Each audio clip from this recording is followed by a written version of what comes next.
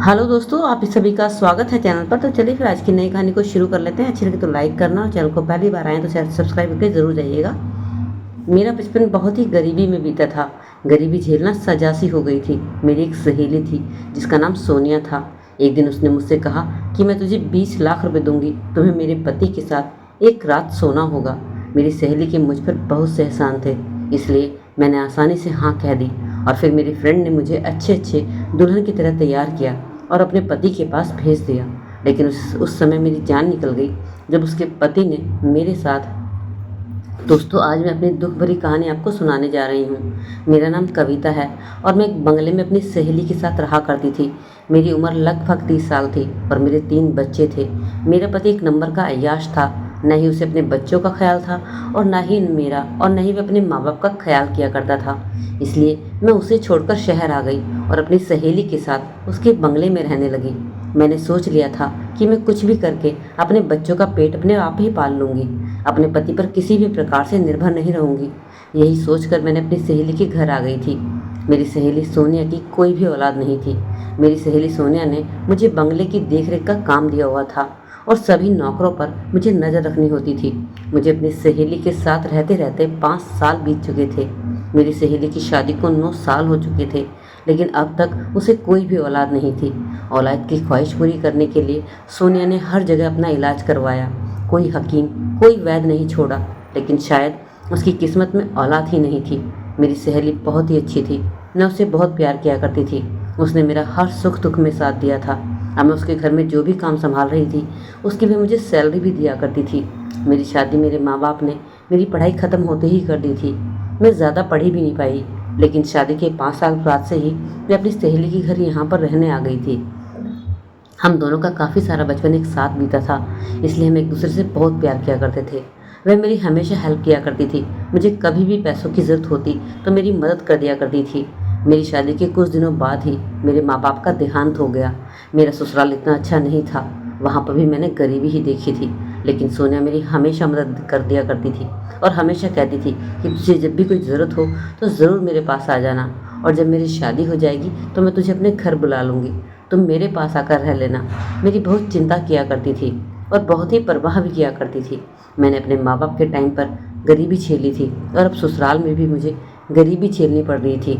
जबकि मेरी सहेली सोनिया की शादी एक अच्छे घराने में हुई थी। शादी के बाद में वह एक बहुत ही बड़े बंगले में रहा करती थी। उसका पति बहुत बड़ा बिजनेसमैन था और देखने में भी बहुत खूबसूरत और लंबा चौड़ा था। उसके घर में पैसे की कोई कमी नहीं थी। वह पैसों में खेल रही थी।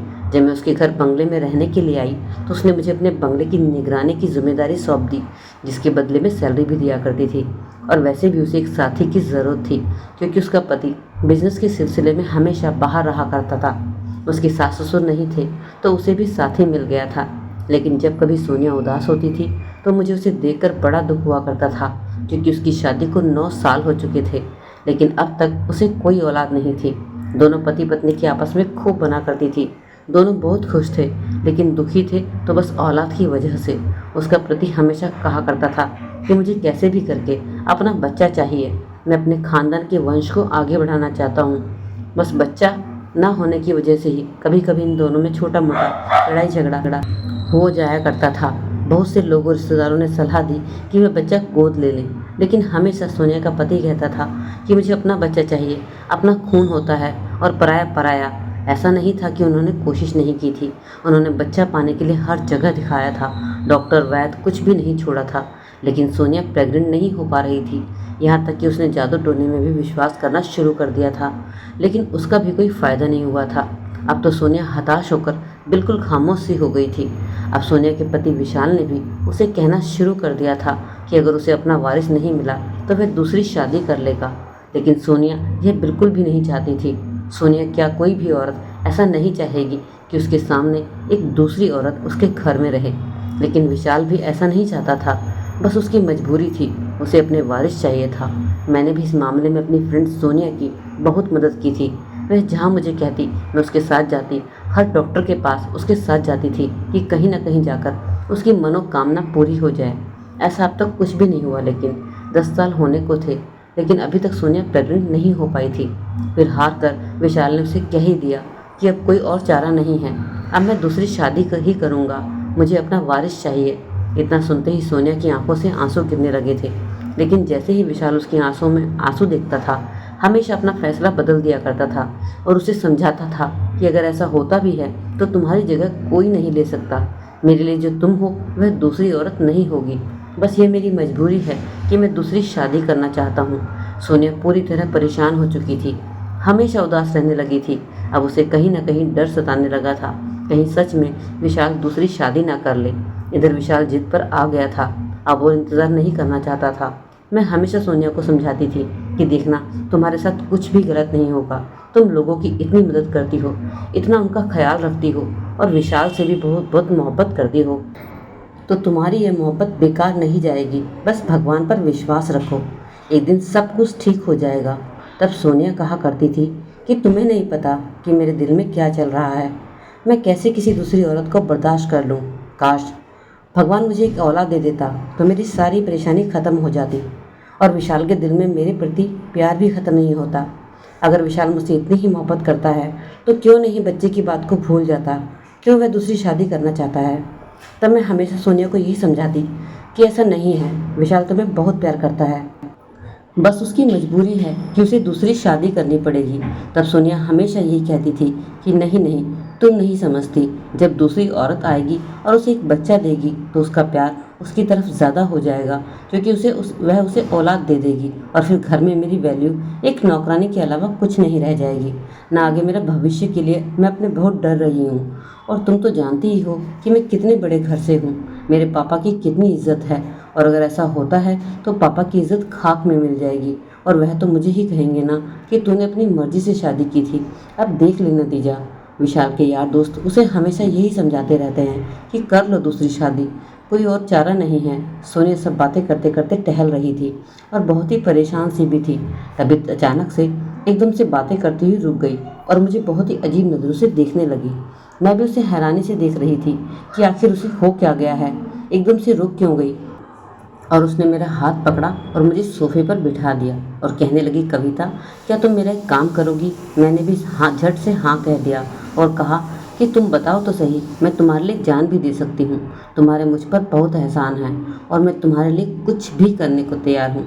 तब सोनिया कहने लगी कि इतना भी आसान नहीं है मेरी मदद करना, जो मदद मैं तुमसे चाहती हूँ शायद तुम उस मदद के लिए मुझे मना कर दोगी।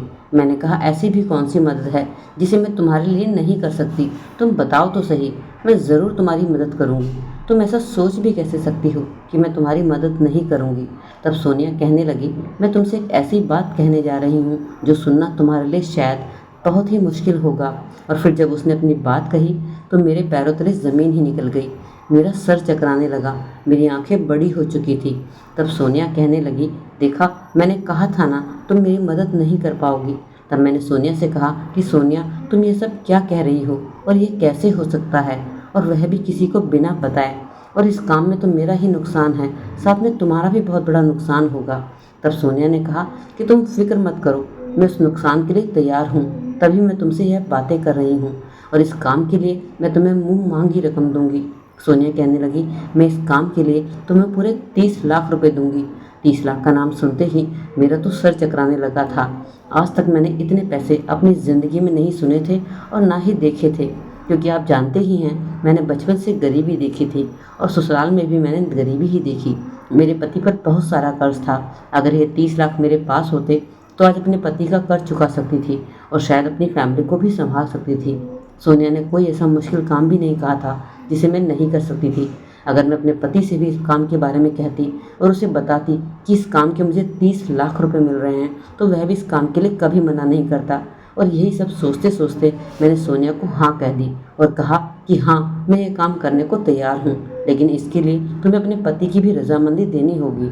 कल को यह ना हो कि आपके पूरे शहर में बदनामी हो, इसमें तुम्हारे पति की बहुत बदनामी होगी, और सबसे बड़ी बात यह है कि तुम्हारा पति इस काम के लिए मानेगा। तब सोनिया कहने लगी, हाँ क्यों नहीं मानेगा, जब वह दूसरी शादी करने के लिए तैयार है तो इस काम को करने के लिए क्यों नहीं तैयार होगा। बस अपना बच्चा पाने के लिए कुछ भी करने को तैयार हो सकता है। जब भी वह जब वही बच्चा उसे शादी के बिना मिल सकता है तो उसे शादी करने की क्या ज़रूरत होगी। मैंने कहा कि सोनिया, पहले तुम अपने पति से पूरी तरह बात कर लो, क्योंकि यह काम बहुत ही खतरनाक है। उसके बाद ही हम इस काम के लिए आगे बढ़ेंगे, और तुम भी अपना मन पूरी तरह बना लो। सोनिया, जब सोनी कहने लगी, मैंने अपने दिल पर पत्थर रखकर तुमसे मदद की मांग की है। मैं जानती हूँ कि मेरे लिए कितना बड़ा मुश्किल काम है। मैंने सोनिया से कहा, एक बार फिर सोच लो, तुम्हें बाद में फिर पछताना ना पड़े। तब सोनिया कहने लगी, मैं अपना मन बना चुकी हूँ और मैं अपनी बातों से नहीं पलटने वाली हूँ। बस जैसा मैं तुम्हें कह रही हूँ तुम मेरा काम कर दो। मैंने कहा, सोनिया फिर से सोच लो, कहीं तुम्हारी पूरी लाइफ बर्बाद ना हो जाए और तुम बाद में पछताती रहो। तब सोनिया ने कहा, जब मैं एक सौतन को पूरी ज़िंदगी बर्दाश्त कर सकती हूँ तो यह तो सिर्फ एक रात की ही बात है। मैंने कहा, ठीक है, अब यह काम बहुत ही मुश्किल था, लेकिन करना तो था ही। अब बस सोनिया को अपने पति से बात करनी बाकी रह गई थी। दरअसल मैं आपको बताती हूँ कि सोनिया ने मुझसे कौन सी मदद की मांग की थी। असल में वह मुझसे अपना बच्चा चाहती थी। वह चाहती थी कि मैं उसे एक बच्चा पैदा करके दूँ। सोनिया चाहती थी कि उसके पति के साथ एक रात गुजार दूं और उसे एक बच्चा पैदा करके दे दूं। मुझे इस काम में कोई मुश्किल नहीं लग रहा था कि मेरे पास तो पहले ही 2 बच्चे थे। मुझे कोई और बच्चों की ज़रूरत भी नहीं थी और सोनिया को विशाल का बच्चा ही चाहिए था। नहीं तो मैं उसे अपना एक बच्चा गोद भी दे सकती थी। लेकिन सोनिया ने एक शर्त भी रख दी थी कि कविता, तुम मुझे बच्चा पैदा करने के बाद दे दोगी और उसके बाद अपने गाँव चली जाओगी। और इस बात के लिए तुमसे माफ़ी भी मांगना चाहती हूँ कि मैं तुम्हें यहाँ नहीं रख पाऊँगी, क्योंकि तुम तो जानती ही हो मर्द का नेचर ऐसा ही होता है। ऐसा ना हो कि उसका मन बदल जाए और वह तुम्हें हमेशा के लिए यहाँ पर रख ले। इसलिए मैं चाहती हूँ कि बच्चा होने के बाद तुम यहाँ से चली जाना। जब सोनिया ने ये सब कहा तो मुझे उसकी ये बात थोड़ी सी बुरी लगी थी। तब मैंने सोनिया से कहा कि अगर मैं यहाँ से चली जाऊँगी तो मैं अपने बच्चों का पेट कैसे पालूँगी। तब सोनिया ने मुझे कहा कि कोई बात नहीं, 30 लाख कम नहीं होते, लेकिन फिर भी अगर तुम्हें कभी कोई दिक्कत होगी ज़िंदगी में तो तुम मुझे कभी भी कॉल करके बता देना। तुम्हें जितने पैसों की ज़रूरत होगी मैं हमेशा भेज दिया करूँगी, तो तुम्हें चिंता करने की कोई ज़रूरत नहीं है। मैं तुम्हें हर महीने पैसे भेज दिया करूँगी। मैं सोनिया की बातें सुनकर खुश हो गई कि जब बिना कोई काम किए मुझे इतने पैसे मिल रहे हैं, वह भी हर महीने, तो मुझे काम करने की क्या ज़रूरत है। इसलिए मैंने अपने पति को फ़ोन मिलाया और उसे सारी सच्चाई बताई। पहले तो वह गुस्सा हो गया, क्योंकि हर मर्द चाहता है कि उसकी बीवी किसी और के साथ इस तरह से ना रहे, लेकिन फिर वह मान गया, क्योंकि वह एक लालची आदमी था। जब से मैंने यहाँ काम करना शुरू किया था उसने खेती बाड़ी करना सब कुछ छोड़ दिया था। अब बस मेरे पैसों पर ऐश कर रहा था। इस बात के लिए कभी कभी मैं अपने आप को भी दोषी ठहराती हूँ। मैं सोचती हूँ कि अगर मैं काम नहीं करती तो शायद वह अपनी जिम्मेदारी को समझता और अपने बेटे और अपने बच्चों को मेहनत मजदूरी करके पेट पालता। मैंने ही उसकी आदत बिगाड़ दी थी, और जब उसने 30 लाख की बात सुनी तो वह फौरन ही राज़ी हो गया। इधर सोनिया का पति भी विशाल आसानी से मान गया, क्योंकि उसे तो अपना खून, अपना बच्चा चाहिए था। और फिर अगली रात को सोनिया ने मुझे अपने पति के कमरे में भेज दिया। आज पहली बार मैंने सोनिया के चेहरे पर एक अजीब सी तड़प देखी थी, एक उदासी देखी थी, एक जलन देखी थी। लेकिन वह शायद जायज़ भी थी, क्योंकि कोई भी औरत ऐसा नहीं चाहेगी। यह सोनिया की मजबूरी थी कि वह ऐसा करने पर मजबूर थी। कभी कभी औरत इतनी लाचार और मजबूर हो जाती है कि उसे कुछ भी करना पड़ता है, और आज वही लाचारी मुझे सोनिया के चेहरे पर नजर आ रही थी। कमरे में जाने से पहले मैंने सोनिया को गले से लगाया और कहा, तुम चिंता मत करो, सब कुछ ठीक हो जाएगा, और भगवान करे तुम जिस काम के लिए मुझे वहाँ भेज रही हो वह खुशी तुम्हें कभी जल्दी ही मिल जाए, तुम्हारी औलाद की कमी पूरी हो जाए, तुम्हारे पति को दूसरी शादी भी ना करनी पड़े। उसके बाद मैं सोनिया के पति विशाल के कमरे में चली गई। मेरे मन में बहुत ज़्यादा घबराहट थी। किसी पराये मर्द के साथ रात गुजारना बहुत मुश्किल बात थी। आज तक मेरे पति के अलावा मुझे किसी ने नहीं छुआ था, इसलिए मेरा दिल बहुत धक धक कर रहा था। जैसे ही मैं कमरे में पहुंची तो देखा विशाल सोफे पर बैठा था और सिगरेट के धुएं छोड़ रहा था। शायद उसके लिए भी ये काम इतना आसान नहीं था। मुझे देखते ही एकदम से विशाल खड़ा हो गया और उसने सिगरेट बुझा दी और मेरे पास आया। कहने लगा, देखो कविता, यह काम मैं मजबूरी में कर रहा हूँ। मैंने भी उसे यही कहा कि मैं भी अपनी सहेली के एहसान तले आज यह काम कर रही हूँ। विशाल के मन का दर्द उसके चेहरे पर दिखाई दे रहा था, और फिर उसने मुझे अपने दोनों हाथों से पकड़ा और अपनी आंखें बंद कर ली, जैसे वह किसी शर्मिंदगी का एहसास कर रहा हो और अपने ख्यालों में सिर्फ सोनिया को ही याद कर रहा हो। उसके बाद जो होना था वह हो गया। और जल्दी ही जिस काम को हमने अंजाम दिया था उसका परिणाम दिखने लगा था। मेरी तबीयत खराब रहने लगी तो सोनिया मुझे एक अच्छे से क्लिनिक में लेकर गई और मेरा चेकअप कराया। और जब डॉक्टर ने मेरा चेकअप किया तो उसने मुझे गुड न्यूज़ सुना दी। यह खबर सुनते ही विशाल और सोनिया बहुत खुश हो गए थे। हमने पहली कामयाबी हासिल कर ली थी, लेकिन मेरी नज़रों के सामने मेरे 30 लाख रुपए घूम रहे थे और इधर मैं कई दिन से नोट कर रही थी कि सोनिया और विशाल बहुत खुश रहने लगे थे। विशाल ने अपने सब रिश्तेदारों में खबर फैला दी कि सोनिया प्रेग्नेंट है। वह अपने आने वाले बच्चों के सपने देख रहे थे। सभी रिश्तेदार भी यह खबर सुनकर बहुत खुश थे। उन दोनों की खुशी देखकर न जाने क्यों मुझे कभी कभी घबराहट सी होने लगी थी। जैसे जैसे समय आगे बढ़ रहा था मेरी घबराहट बढ़ती जा रही थी और ऐसा क्यों हो रहा था मैं खुद नहीं जानती थी। इधर विशाल और सोनिया बहुत खुश थे और मेरी सेवा में दिन रात एक किए हुए थे। जो भी मुझे चाहिए था मुझे मेरे सामने लेकर दे दिया जाता था। मेरा चेकअप भी पूरे रेगुलर तरीके से कराया जा रहा था। जैसे मैंने उनकी सेवा की थी, आज दुगनी सेवा में मुझे दे रहे थे। ऐसा लग रहा था जैसे कि मैं इस घर की रानी हूँ और सभी मेरे नौकर हैं। लेकिन तभी परेशानी वाली बात आ गई। जब सोनिया के रिश्तेदारों को पता चला कि वे प्रेग्नेंट हैं तो उससे मिलने के लिए कुछ लोग आने वाले थे। और जब लोगों के रिश्तेदार घर पर आए तो प्रेगनेंसी को लेकर हमेशा सोनिया से अजीब सवाल किया करते थे, जिसका जवाब देना सोनिया के बस में नहीं था, क्योंकि वह तो प्रेग्नेंट थी ही नहीं। उनके सवालों का जवाब कैसे देती। हर समय किसी न किसी का आना जाना लगा रहने लगा और इधर मुझे दिखावे की खातिर सारा दिन काम में लगा रहना पड़ता था, जो कि सोनिया और विशाल को अच्छा नहीं लग रहा था। उन्हें पता था कि मेरी हालत कैसी है और मेरे लिए इतना काम करना ठीक नहीं था। तो हम तीनों ने मिलकर एक मशवरा किया कि यहाँ तो रिश्तेदारों का आना जाना लगा ही रहेगा, क्यों ना हम कुछ समय कहीं और जाकर बिताएं।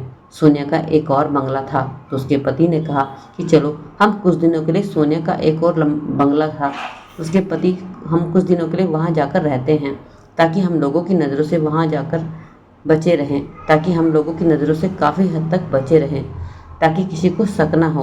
और अगर कोई पूछेगा भी तो कह देंगे कि डॉक्टर ने हवा पानी बदलने के लिए कहा है, इसलिए हम कहीं और जा रहे हैं। और उसके बाद फिर विशाल ने मुझे और सोनिया को वहाँ पर शिफ्ट कर दिया। उस बंगले में कोई नहीं रहा करता था, सिर्फ एक नौकरानी थी और एक चौकीदार था। यहाँ सोनिया मुझे कुछ भी काम नहीं करने देती थी, मेरा बहुत ख्याल किया रखती थी। वह इतनी अच्छी लड़की थी ना, जाने क्यों भगवान ने उसकी गोद सूनी करके उस पर बहुत बड़ा जुर्म किया था। दिन यूं ही गुजर रहे थे। मेरा पेट अब आगे की तरफ बढ़ने लगा था, पर मुझे अपने बच्चों की धड़कन महसूस होने लगी थी। एक रात मेरे बच्चे ने मुझे पेट में लात मारी। मुझे लात महसूस हुई और मैं उठकर बैठ गई और ऐसा लगा जैसे मेरा बच्चा मुझे पुकार रहा है और कह रहा है, माँ मैं तुम्हारा बच्चा हूँ, मुझे किसी को मत देना। न जाने क्यों मेरे अंदर एक अलग सी फीलिंग आ रही थी जो कि नहीं आनी चाहिए थी। मैंने किसी से वादा किया था और मैं इस वादे से नहीं मुकर सकती थी, लेकिन जो मेरा दिल था ना जाने क्यों मुझे किसी और ले जा रहा था। मैं परेशान सी रहने लगी थी, रातों को जाग कर अपनी नींद खराब किया करती थी। बच्चे के लिए अजीब सा एहसास मेरे दिल में जाग रहा था। अब मुझे 30 लाख रुपए नहीं दिख रहे थे। न जाने क्यों मेरी नीयत बदलने लगी थी, जबकि मेरे पास पहले भी 2 बच्चे थे। मैंने यही सोचा था, बच्चे तो मेरे पास हैं, पैसों की ही ज़रूरत थी मुझे। लेकिन आज मुझे पैसों के आगे बच्चे की अहमियत ज़्यादा नज़र आ रही थी। बच्चा चाहे पहला हो, दूसरा हो या तीसरा, अपना बच्चा ही होता है। बच्चे की चाहत कभी ख़त्म नहीं होती। एक रात मैं इसी तरह जगी हुई थी और मैं सोचने लगी और विशाल की बातें सुनने लगी। सोनिया विशाल से कह रही थी कि ऐसा ना हो कि कहीं कविता की नीयत बदल जाए। तब विशाल कह रहा था कि नहीं, ऐसा कुछ नहीं होगा, वह ऐसा नहीं करेगी। उसके पहले ही 2 बच्चे हैं और उसे पैसे की भी ज़रूरत है। सोनिया के मन में कहीं ना कहीं थोड़ा बहुत शक था। इसी वजह से वह मुझे हमेशा पूछा करती थी कि तुम खामोश क्यों रहने लगी हो। वह मेरा और ज़्यादा ख्याल रख रही थी, मेरे लिए फ्रूट्स वगैरह सब ला कर दे रही थी। इधर विशाल भी 2-4 दिन में चक्कर लगा दिया करता था। डॉक्टर का भी रेगुलर चेकअप चल रहा था और देखते ही देखते हुए दिन भी आ गया जब मेरी डिलीवरी होने वाली थी। जितना पैसा विशाल और सोनिया ने मेरी सेवा में लगाया था, उससे कहीं ज़्यादा तड़प मुझे अपने बच्चे के लिए हो रही थी। अगले दिन मुझे हॉस्पिटल जाना था और मेरी पूरी रात काली हो चुकी थी। मुझे नींद नहीं आ रही थी, घबराहट हो रही थी, न जाने क्या क्या ख्याल मेरे मन में आ रहे थे। और एकदम से मेरे दिल ने मुझसे कहा कि मैं अपना बच्चा किसी को नहीं दूंगी, क्या इसके लिए मुझे कोई करोड़ों रुपए भी क्यों ना दे दे। मैं अपना बच्चा किसी को नहीं दूंगी, मैंने उसे 9 महीने पेट में पाला है, अब मैं कैसे किसी को ही दे दूं। भले ही बच्चा विशाल का है, लेकिन मैं इसकी माँ हूँ मेरी नीयत और इरादा दोनों ही बदल चुके थे। रात के लगभग 2 बजे मैंने देखा कि विशाल और सोनिया सो चुके हैं। मैंने उठकर अपना सारा सामान पैक किया और अपने दोनों बच्चों को लिया और चुपचाप वहाँ से निकल गई। अब मुझे लेबर पेन भी शुरू हो चुका था। मैंने बस स्टैंड पर जाकर बस पकड़ी और वहाँ से भाग गई। मुझे यह तक ख्याल नहीं आया कि मैंने अपनी इतनी अच्छी फ्रेंड के साथ धोखा किया, वादा तोड़ा। अब मुझे कुछ नहीं दिख रहा था तो बस मुझे अपना बच्चा। अब मैं अपने गांव पहुँच चुकी थी, लेकिन मेरे घर जाने की हिम्मत नहीं थी। मुझे पता था कि मेरा पति तो 30 लाख का इंतजार करे बैठा होगा और जब मैं खाली हाथ जाऊंगी तो वह न जाने कैसा व्यवहार मेरे साथ करेगा। क्योंकि जो इंसान पैसों के लिए अपनी बीवी को एक रात के लिए किसी भी मर्द के साथ सोने की अनुमति दे सकता है, उसके लिए बच्चा या बीवी किसी चीज़ की कोई अहमियत नहीं होती। इसलिए मैंने बहुत सोच विचार के बाद दाई के पास जाना ही ठीक समझा। मेरे पहले बच्चे भी इसी दाई ने पैदा किए थे। मैंने जाकर उसका दरवाज़ा खटखटाया और जैसे ही दाई ने दरवाज़ा खोला मुझे देखकर चौंक गई। अरे तुम अचानक कैसे, और आज से पहले तुम मेरे पास क्यों नहीं आई? तुम्हारे जितने भी पहले बच्चे हुए हैं तुम मेरे पास लगातार चेकअप के लिए आई थी, लेकिन इस बार बिल्कुल डिलीवरी के टाइम पर आई हो और मुझे बहुत ज़्यादा दर्द भी हो रहा था, इसलिए मैंने ज़्यादा कुछ नहीं कहा। वह मुझे अंदर ले गई और करीब 3-4 घंटे बाद मुझे एक बच्चा पैदा हुआ। अपने बच्चे को देखकर मैं बहुत खुश हो गई। अब मैं सोच रही थी कि मैं जल्द से जल्द इस बच्चे को लेकर इतनी दूर चली जाऊं जहां मुझे कोई ना ढूंढ पाए। मैं विशाल और सोनिया को अपना बच्चा नहीं देना चाहती थी, जबकि मुझे कहीं ना कहीं एहसास था कि सोनिया ने मेरी कितनी मदद की है, उसके मुझ पर कितने एहसान हैं। यहाँ तक कि मैं उसे अपना बच्चा तक देने को तैयार थी, लेकिन न जाने क्यों मेरे दिल में अपना स्वार्थ कैसे आ गया था। मैं कैसे उसके एहसानों को भूल गई थी। मुझे मेरे घर में खाने के लाले थे, तब उसने मुझे सहारा दिया था। मैंने उसका नमक खाया था और मैं सोनिया की सारी इच्छा पर पानी फेर दिया था। उन्हें अपने बच्चे के सपने दिखाकर उनकी आंखों से वह सपने नोच लिए थे। मैंने धोखा दिया था। मैं नहीं जानती थी कि माँ इतनी खुदगर्ज कैसे हो जाती है, लेकिन मैं खुदगर्ज हो गई थी और मैं अपने चारों बच्चों को उठाया और एक छोटे से गांव में चली गई, क्योंकि वह गांव बहुत दूर था जहाँ पर मुझे कोई भी नहीं ढूंढ पाता। मैंने वहाँ जाकर एक छोटा सा कमरा किराए पर लिया और घरों में काम करके अपने बच्चों का गुजर करने लगी। शायद मुझे विशाल और सोनिया ने ढूंढने की कोशिश की होगी, मैं नहीं जानती। मैंने उनका बहुत दिल दुखाया था और इसलिए शायद भगवान ने मुझे फिर सज़ा भी दे दी। और सज़ा मुझे ऐसी मिली कि कुछ ही दिनों बाद अचानक से मेरी तबीयत बहुत ज़्यादा ख़राब हो गई और मुझे सरकारी अस्पताल में एडमिट होना पड़ा। मुझे कैंसर हो चुका था। वहाँ पर मेरी एक पड़ोसन थी जिससे मेरी अच्छी जान पहचान थी। जब डॉक्टर ने मुझे जवाब दे दिया कि तुम अब कुछ ही दिन की मेहमान हो, तो मेरे अंदर एक इंसानियत जागी। मन ही मन में सोचने लगी, भगवान ने मुझे मेरे किए की सज़ा दे दी है और मैं इस गलती पर पछतावा करना चाहती थी।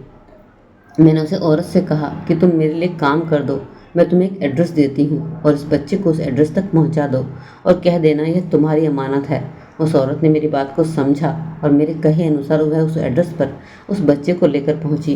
लेकिन सोनिया और विशाल ने उसकी बात पर विश्वास नहीं किया। लेकिन जब उन्होंने उस बच्चे की शक्ल को ध्यान से देखा तो वह बिल्कुल विशाल जैसा था। सोनिया उस बच्चे को देखकर बहुत खुश हो गई थी, लेकिन सोनिया और विशाल मेरे पर बहुत गुस्सा थे जब उस औरत ने उन्हें बताया कि कवियत की हालत बहुत ज़्यादा नाजुक है और वह मरने की कगार पर है। इतना सुनते ही शायद सोनिया को मुझ पर थोड़ा सा तरस आ गया और वह दोनों मुझसे मिलने हॉस्पिटल आए। मेरी हालत देखकर उन्हें मुझ पर तरस आ रहा था, लेकिन वह मुझसे गुस्सा भी थे, क्योंकि इस बात को पूरा 1 साल हो चुका था। क्योंकि उन्होंने रिश्तेदारी में सब जगह कह दिया था कि सोनिया प्रेग्नेंट है और उसे बच्चा होने वाला है, लेकिन मैं वहाँ से भाग आई थी, तो इस वजह से उन्हें वहाँ से फिर झूठ बोलना पड़ा कि सोनिया का बच्चा पैदा होते ही मर गया है। तब सोनिया और विशाल ने मुझे कहा कि तुमने हमारे साथ बहुत गलत किया। मैंने हाथ जोड़कर उनसे अपनी किए की माफ़ी मांगी। आज सोनिया ने फिर एक अच्छा दिल दिखाते हुए मुझे दिल से माफ़ कर दिया। शायद वह मेरे लिए पूरी तरह वफादार थी। मैं ही धोखेबाज निकली। उसके बाद वह लोग मुझे शहर ले आए और मैंने एक बड़े अस्पताल में इलाज कराया। शायद मेरी ज़िंदगी बाकी थी, मेरे बच्चे के लिए मुझे जीना था, इसलिए भगवान ने मुझे नई ज़िंदगी दी और मैं बच गई। उन लोगों ने मुझे 30 लाख रुपए हर महीने 30 लाख रुपए दिए और हर महीने मेरे गांव में मुझे पैसे भेजने का वादा किया। अब जब कभी भी मैं उस वाक़या को याद करती हूँ तो सोचती हूँ कि मैंने अपना बच्चा देकर सही किया या गलत। आप लोग बताओ कि क्या मेरा फैसला गलत था? क्या एक माँ का अपने बच्चे के लिए तड़पना गलत था?